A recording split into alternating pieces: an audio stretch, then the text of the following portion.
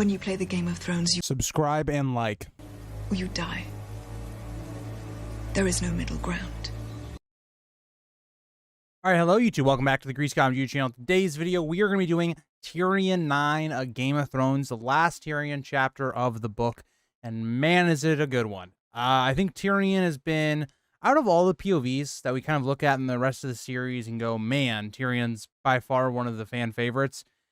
In book one, he does start quite slow, but when he gets going, he doesn't stop until probably like book 5. So Tyrion IX, big chapter, right? It's a reactionary chapter to what happens at the Battle of the Whispering Wood. Tyrion and Catelyn chapters are quite literally just mirrors of each other, right? It's seeing what one side's going to do, then looking at what the other side's going to do, and then going back and forth. And these chapters are just fantastic, as it's going to happen once again when we go back to Robb's camp. So in Tyrion's open to his chapter, we're going to be having a conversation, looking at the Battle of the Whispering Wood, and specifically what happens at the Battle of the Camps or the Siege of River Run, and how the Lannisters are going to react, as well as some of the other information going on in the country about setting up the conflict for Book 2. This is a very heavy setup chapter for Book 2, but also a very nice conclusion for Tyrion in this first book. So let's get into it. Page 762 starts with Tywin stating that they have my son, as the Crake Hall messenger informs him. Tyrion thinks one of his sons is reminded of his injury in his arm. Again, Tyrion throughout this chapter feels kind of left out, right? You think about how much Tywin is putting on Jaime being captured, and you think about if that was Tyrion, Tywin would not really care as much about Tyrion's life, especially given in the last chapter, Tyrion was kind of supposed to lose and or die. Like, he was put in the vanguard basically for slaughter almost.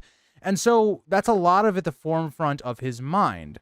Tyrion notes he loves his brother, but he would not have wanted to be with him in the Whispering Wood. And by all accounts, if you're hearing about the Whispering Wood, it sounds horrible.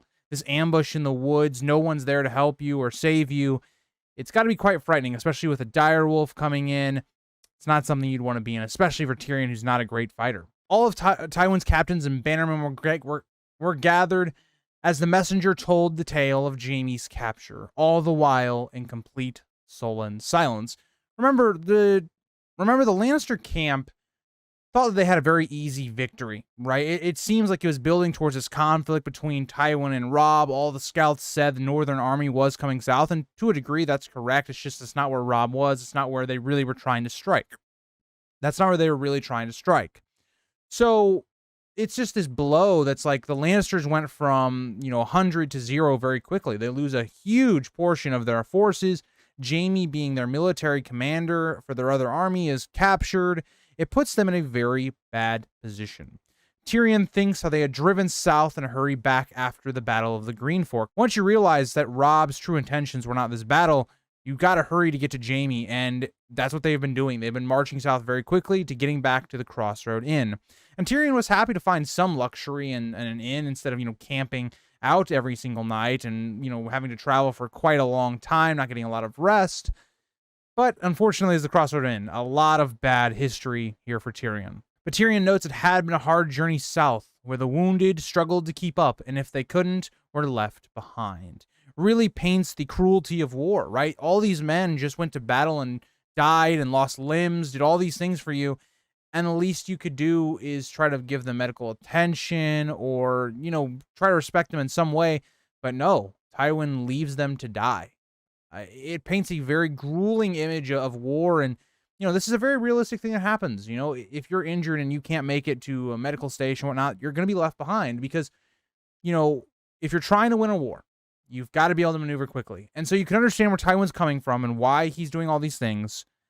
But at the same time, it just shows war is not a pretty sight. That gets us into page 763. Also, guys, I'm sorry for my hair being so wild. I just got back from a walk, and it's very hot today, so ignore that. But every morning, they awoke to fresh corpses where men did not wake from sleep, men being left behind, or others stowing away in the night, and Tyrion had half a mind to leave with them. The other thing you have to think about here, the Lannister position is very much in doubt. Like we're going to talk about in this chapter in terms of this council meeting and all that. The Lannisters are now at probably an equal footing with the Starks in terms of troop count and all of that. That's on the playing field. Plus, now Robb has a captive. He has a prisoner, a very valuable hostage. Everything's flipped on its head. Instead of it now being a situation where the Lannisters are dominating, it seems like there's no shot Robb is going to win. Now you have an equal-sized force with the Starks gaining the Riverland forces. You also have other things going on in the world where the crown is very insecure in terms of you have Stannis, who knows what he's going to do. Renly, there's been some things being said that he has made himself king and he's coming up north.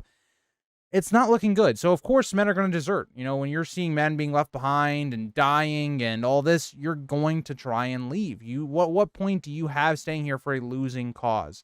That's the biggest thing, right? In this way of war, you need to reassure your men that you're going to win, or you at least have a chance of winning, or you need to be very well loved, or you need to be, very well feared, which Tywin is, but it's not. People are overcoming that, right? It's almost a life and death situation is how a lot of people feel at this time. Tyrion thinks how he had been upstairs in the inn with Shae when he had heard the news of Riverrun, and that their journey south had been for nothing as Robb had reached the castle days and days ago. Not only that, are you seeing, wasted lives? It was all for nothing, right? This quick movement south didn't matter, right? All these people being left behind or dying because of the harsh march south died for nothing. Harris Swift notes, how could this happen? Even after the Whispering Wood, Jaime had a great host. Why split them into 3 camps? And obviously, Harris Swift is just not a very bright guy. Like, how else would you siege Riverrun? I mean, look at a map. That's all you've got to do, or read any history about the land you're conquering. It's not hard to understand why you would split your army into 3 camps. It's why Riverrun's so difficult to take. And also, it's a little bit of hindsight, right? You're also looking at the idea, not only are they separating camps, but they didn't know they were being attacked. They had no information based upon what was happening right now. They had no idea a Stark army was upon them. So you can't blame them too much. But Tyrion thinks bitterly that Jaime knows better than him, as his only relevance is his daughter married Kevan Lannister, and he hated hearing Jaime being slandered. Again, it really paints that idea of how close Tyrion and Jaime are, as well as just this guy, Harris Swift, talking this big game, but he's really kind of a nobody at this point. Kevin notes he would have done the same. Riverrun has a strong position, given it is an island that the land separates because of the adjoining bodies of water with the Red Fork and Tumbleton. Like we talked about, it's just a very defensible castle, right? It has a bunch of different rivers, and it meets in a lot of bays of water, so that you have a situation in which all your camps really cannot be combined. And if they are combined and say one side or another, well, you're not sieging the castle, because then they can go forest and get resources on the other side where you're not currently at. Again, why it makes it so difficult to siege. And Kevin continues saying, for one to properly siege it, they must have 3 camps, to which the messenger agrees. And the messenger notes that with the camps cut off, their defenses made no matter. Again, they had defenses. It was a good defensible position, but it just didn't go that well when you're getting attacked in the night, unexpected. It just did not go well for the Lannisters. They were hit from the north first. They had believed it was simply Mark Piper who had been harassing them the night before with only around 50 men. But they had no warning and had been told the Stark host was on the east of the Green Fork, marching south. The Mountain asked, what about their outriders? Had they seen anything? The messenger notes they had been disappearing or coming back seeing nothing. The Mountain says to cut their eyes out and give them to the next man, as more eyes should be able to see something.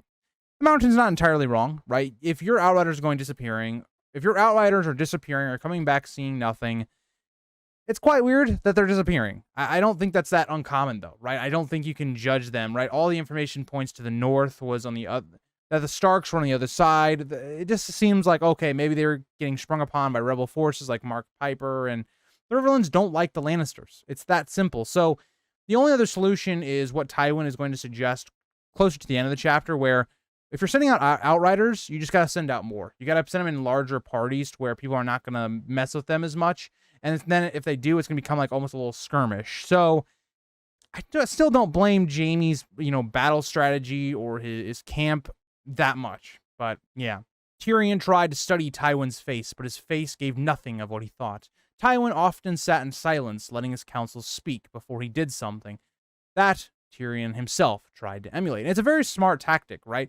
Let everybody, say their grievances or say what they want to say, taking all the different informations and what people think we should do, and then look at them all and pick what you think is the best idea. It's a very smart thing that Tywin does and that Tyrion also picks up on. Kevin notes the attack happened at night, and the messenger agrees, noting the Blackfish led the attack, taking out their outriders and defenses, and then the main assault began. There was nothing they could do as the north camp went down in moments. The west camp, where the messenger was sleeping, tried to rally under Lord Brax, and they tried to pull over, but the river drove them too close to the Tullys, and their catapults brought down some of their ships, while any man who made the north bank was met by the Stark force. It was incredibly stupid to do this. I don't think I need to tell you guys how dumb that actually was. Also, I forgot to change the page, but we are now on page 765. But just incredibly stupid. It's in the middle of the night. The north camp is separated by a body of water. It's going to be very difficult to get there, especially in the night. And when you do, you just end up getting massacred. Just very, very stupid, like Tyrion's going to talk about.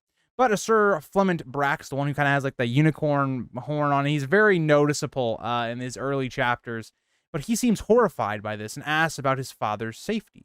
But he is told his ship went down with him, still in his armor. Not only are you trying to sail a boat in the middle of the night, you're also wearing full plate armor. So if you fall off, you're dead, more or less. This is not Game of Thrones Season 7 where Jaime goes into the water and somehow he's able to get back up. No, you're dead. Tyrion thinks this man is a fool, leading men over water at night in armor. He wonders if Brax felt gallant drowning in the river. But the camp between the rivers also had no chance. While they tried to reinforce the other camps, the Umbers, Mallisters, and Robb himself attacked them. Their shield wall held the first attack, but when the Tullys saw the battle turning, they opened the gates, and Titus Blackwood attacked them in the rear. Great John Umber burned the siege towers, and Lord Blackwood found and freed Edmure. The South Camp, under the command of Sir Presley, attempted to retreat, seeing the camps lost. The 2,000 Tyroshi with them went over to their foes. Everything just goes wrong, right? As soon as you see this battle starting to break down, you're not able to support the northern camp. It goes down in seems like moments. Your camp really blockading the central part of River Run. You're being assaulted by basically the best part of the Stark force. At this time, the Tully's like, well, hell, I mean, why sit here, right? Why sit here? We're already, seems like we're about to win the battle. Might as well get in. The big part of this is that Edmure is able to be freed before he's like killed or something. That's a key moment that is really, I think, even more damaging. If you're going to lose Edmure as a prisoner, you'd rather him just die than him actually escape or be freed. But things just go bad. Also, we kind of see an introduction into sellswords. This is kind of our first introduction in the way Westerosi views sellswords and kind of what happens a lot with them in terms of flipping sides. We'll see a bit more of that, and something that Tywin does not take note of. He also has kind of sellswords more or less in his army, and he doesn't take the note of here, right? He sees that this happened during the Battle of the Camps and does nothing. Kevin curses the man, and he says he told Jaime not to trust that one. A man who fights for gold is only loyal to his purse. Tyrion once again studies his father, who still hides his real thoughts, but seems now to be sweating. Once again, Harris Swift asks, how could this happen? And Tywin, I think there's a lot of things going on right now. Tywin is just furious because of everything that ended up happening in terms of just being outsmarted by Robb Stark, who he views as a boy. His counselors just seem ignorant outside of like Kevin, and Tyrion hasn't said anything really yet at this time, but the people have talking outside of Kevin just seem stupid at this time. It's a lot of things going on right now in Tywin's mind as he's trying to figure out what to do. He continues noting that Jaime taken, siege is broken, it is a catastrophe, and Adam Marburn thanks him for stating the obvious and asks what they're going to do about it. Harris continues stating, what can we do? Jaime's host is in ruins, their supply line is cut, the Starks can attack Casterly Rock now, and that they should sue for peace. Harris is very, very, very, very, very short-sighted and doesn't seem to think about what's really going on in the political state of Westeros. Yes, all those things are correct, right? Jaime's host is scattered, destroyed more or less. They are now cut off from the west, right? Because River Run has a very commanding position on allowing the Lannisters to retreat into the west. They're in a really bad spot. How are they going to resupply themselves? So, with that being said, you still can't sue for peace, right? Robb believes he's winning now, and also you've just cut off his father's head. So, Tyrion's going to note this exactly. Tyrion chooses now to pipe up saying, peace? He swirled his cup, then flung it, breaking the cup. He notes there is your peace. It is broken. There's no chance for peace since Joffrey took off Ned's head. He would have a better chance drinking from that cup than making peace with Robb, who, if he hasn't noticed, is winning the war. Everything Tyrion says right here, correct. Sir Adam notes 2 battles do not make a war, which is also true. A lot can happen in terms of just, years or however long the war goes. He would like to try his steel with Robb, and Lord Lefford pipes up noting maybe they would accept a truce in a trading of prisoners, which, again, is stupid. It makes sense in terms of what Lefford is saying, and you should always try it, right? If they could try to do a truce, that would be very beneficial in terms of, could we trade prisoners? But they're just not in that position right now. They're now on the opposite side of this, right? Whereas Robb was the one that needed to make it look like they were winning and they could get a hostage like Tywin or Jaime to switch for Ned. The opposite is now true. Now the Lannisters need to do something to equal out the balance of power. And Tyrion also denies this as well, as they would lose prisoners 3-1, as well as what do they have to trade for Jaime? Ned's rotting head? Lefford notes that Cersei has the sisters of Robb. They could trade them, but Marbra notes Robb would have to be stupid to do that, which is also very true. Robb has no reason to get rid of Jaime at all. And Lefford continues because he just doesn't take the hint. He notes that they must pay Jaime's ransom at all costs, which Tyrion just rolls his eyes at. If the Starks want gold, they would just melt down Jaime's armor or do other stuff. But this is the issue. If Robb was to allow Jaime to be freed, like he freed him, his bannermen would desert him.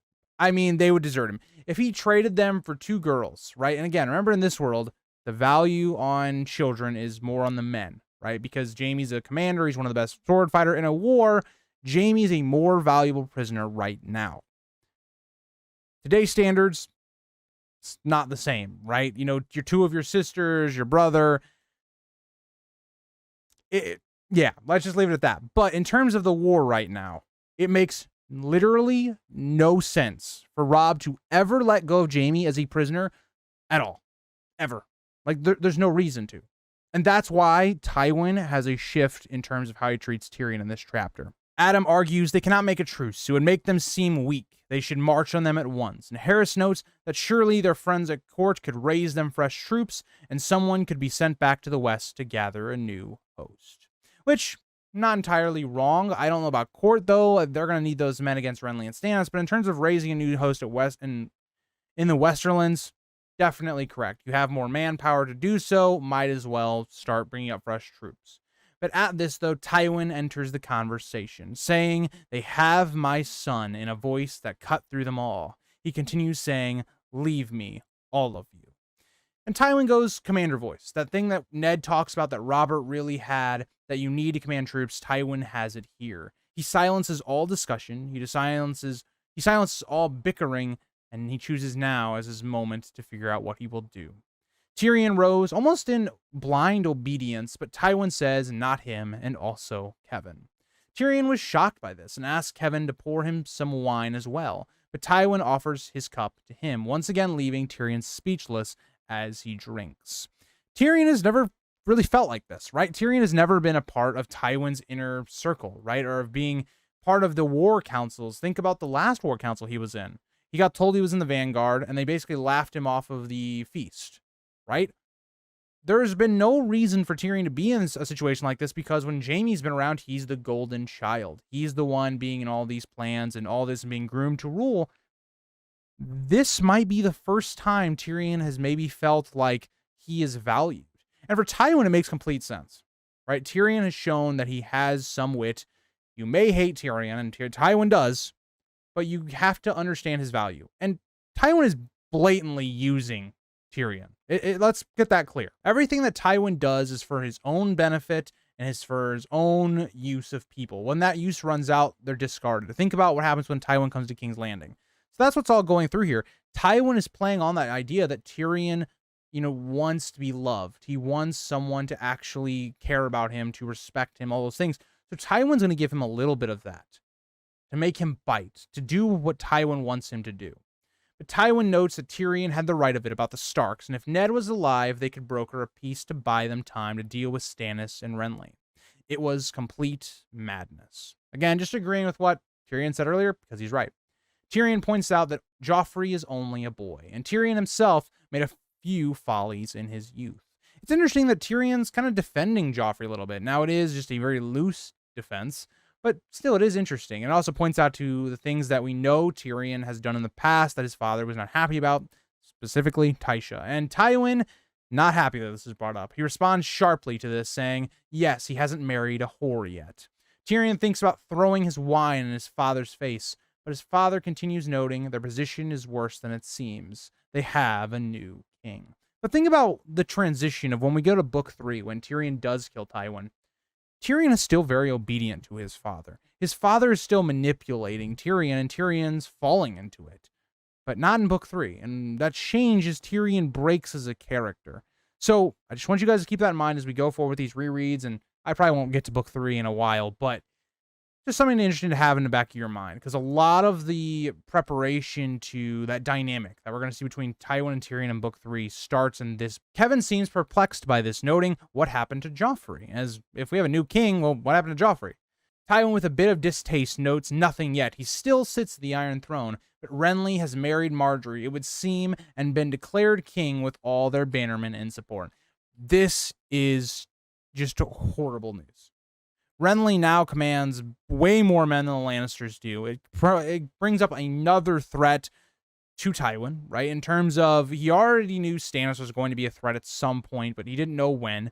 But now you bring in the Tyrells and Baratheons being united under one banner. The war is going very, very, very poorly right now for Tywin. Kevin notes the grave tidings, but Tywin notes that Cersei commands Tywin to go south to help them against Renly, using the authority of the council and king.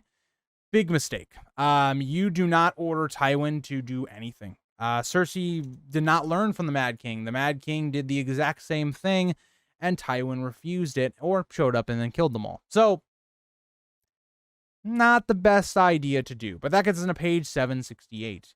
Tyrion asks how Joffrey is taking the news, and Tywin says apparently she has not told him, in fear of Joffrey marching to meet Renly. Of course, Cersei's not going to tell him. Joffrey has shown that he cannot be controlled by Cersei. Who knows what sporadic action or idiocy he would do. And also, Joffrey meeting Renly in battlefield. He would die in 3 seconds. And Tyrion's amused by this, asking what army? Like, what army does Joffrey command? And Tywin notes apparently the Gold Cloaks. If he takes them, the city will be ripe for taking by Stannis, Kevin notes. More foreshadowing to something we may see in House of the Dragon. But yeah, just very stupid, horrible battle strategy. Tywin then turns to Tyrion, telling him he saw him as a fool, but perhaps he was wrong. And Tyrion doesn't really know how to take this. It almost sounds like a compliment to Tyrion, but again, it's just more manipulation. It's Tywin trying to get Tyrion to do something for him and making him be useful, more or less. Tyrion then asks, what of Stannis? He is the elder brother. What does he think about what Renly is doing? And Tywin notes all they know is whispers. He is gathering ships, men, and a priestess from Asshai, but he does nothing as of yet. But Tywin does note he is the true danger. And of course, Stannis is the true danger. He is the best military commander that is in Westeros at the moment. He is someone that, yes, he may not have the most amount of men, most amount of things going on, but he is a very hard person in terms of, like, there will be no peace until Stannis is on the throne. There's no convincing of a truce or a peace. He is the true danger. And this is all building up to the Stannis plotline in book 2, which is really done very well here by George to bring this up now. Sir Kevin is bid to bring the map, and Tywin explains their position to the north. The twins and Moat Cailin is held against them, with Roose at command of their forces. To the west, Robb has them cut off. Beric and Thoros have been harassing their foraging parties. To the east, the Arryns and Stannis lie, and the south, Renly's camp. In other words, they should be fucked. There's nowhere for them to really go. There are armies on every side of them. But Tyrion japes, noting at least Rhaegar is still dead. And Tywin frowns, noting he thought Tyrion would be of more use. As Kevin frowns at the maps, noting they cannot stay here. They will be pinned in between 3 armies. And yeah, it's quite obvious they can't stay here. I don't know why you would stay at the Crossroad Inns for a significant amount of time, especially given what is going on. But that gets us into page 769. Tywin notes he has no intention of staying here. They must deal with the Starks before Renly marches on Highgarden. And that's the biggest issue that the Lannisters have. They cannot sustain a prolonged conflict with the Starks. They have to be dealt with quickly.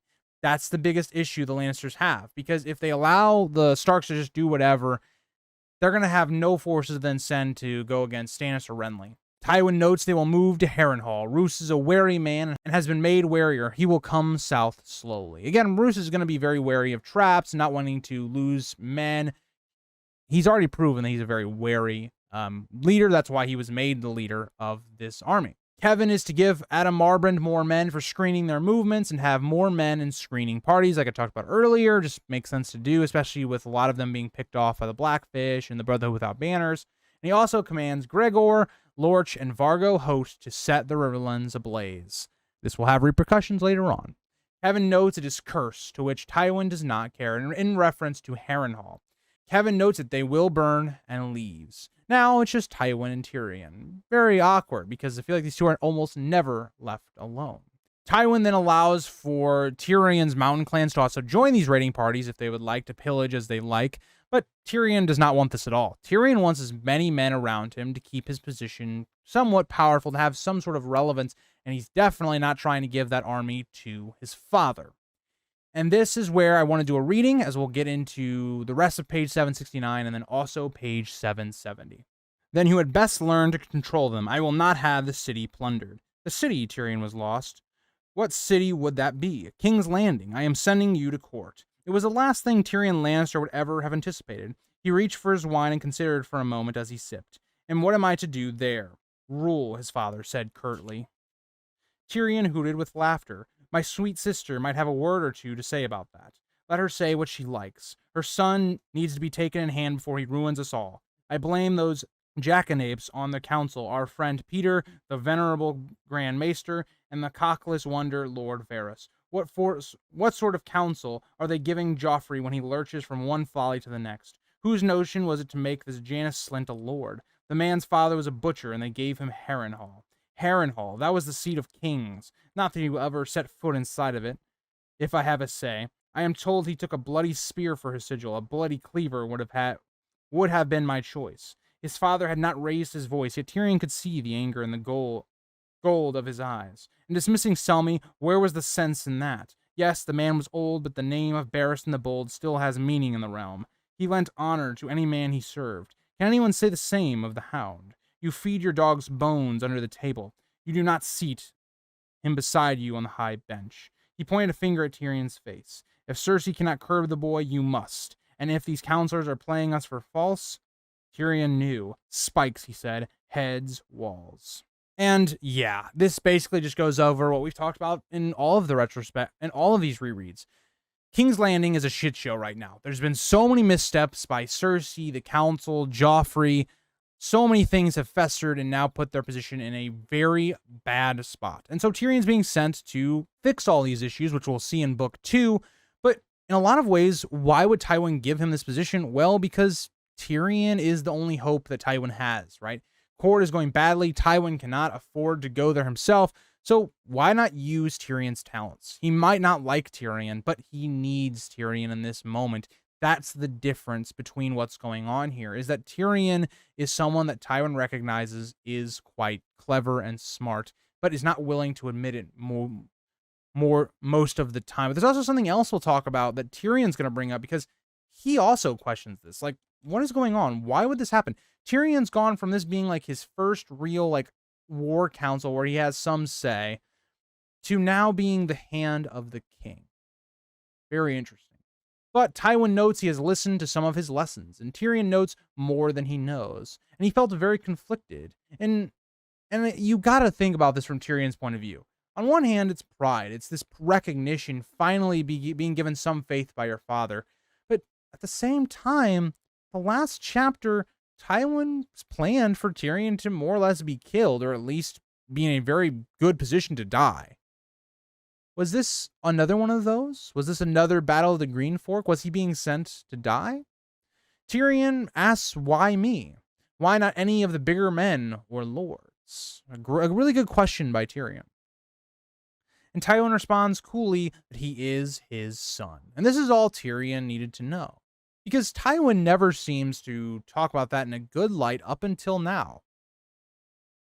Well, why does he do that? And Tyrion picks up on it immediately. He believes that Jaime is gone, that Tyrion is all that Tywin has left. He wanted to slap and kill Tywin to see if he had a golden old heart, but he sat there in silence. And a part of me believes that Tyrion also realizes that Jaime's in a bad spot. I mean, there's very, very, very little chance that Jaime will actually live through this conflict. And so if you're Tywin, you're in a really bad spot. Because when you die, who gets Casterly Rock, right? The plan was always for Tywin to get Jaime off of the Kingsguard to then take as the Lord of Casterly Rock. If Jaime's dead, there's no chance of that. So who gets Casterly Rock? Is it Tyrion? Is it Kevin? Is it Tommen? Is it somebody that marries Myrcella? You're in a really weird spot. And so I think Tywin recognizes that, hovering that little fruit over Tyrion, that yes, you're my heir, is a great way of motivating Tyrion to go to King's Landing and do a great job. Even if Tywin does not actually mean to give Tyrion any praise, give him anything after, if he does good service. It's a very interesting manipulation that's going on here by Tywin. Tyrion stared at his broken wine cup, but Tywin notes one more thing before he goes. You will not bring that whore to court. Again, referencing that Tywin knows Tyrion's sleeping around with a whore, and how could he not, right? If you have the same camp follower coming to your room or your tent all the time, it's going to be pretty easy to pick up on. But Tyrion stayed in the common room for some time. And one other thing that's important to understand is the reason Tywin specifically notes that instead of anything else that Tyrion's been doing is because it's the one flaw that Tywin himself has. It's that one thing because he sees his faults in Tyrion. It's that really difficult thing where you can see yourself in your parents, or they can see themselves in you, and you recognize those flaws that they have, but you also recognize that they're in you as well. It's something that I really struggle with because I see some of the faults in my parents, and I notice that I have them as well.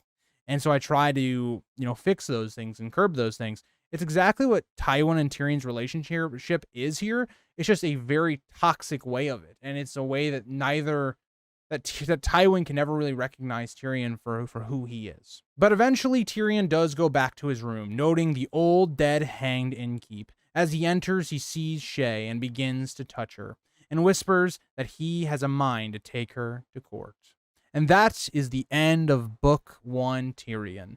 It's a fantastic way to end out this arc, again, showing that defiance of Tyrion, and just even in little ways that he is not completely under Tywin's thumb, and it's a great way to end it, right? Because we build up this relationship between Tywin and Tyrion, and putting up Tyrion in a place of power, something he's never had before, and Book 2 will be all about his ascent to power, and then his inevitable losing of power.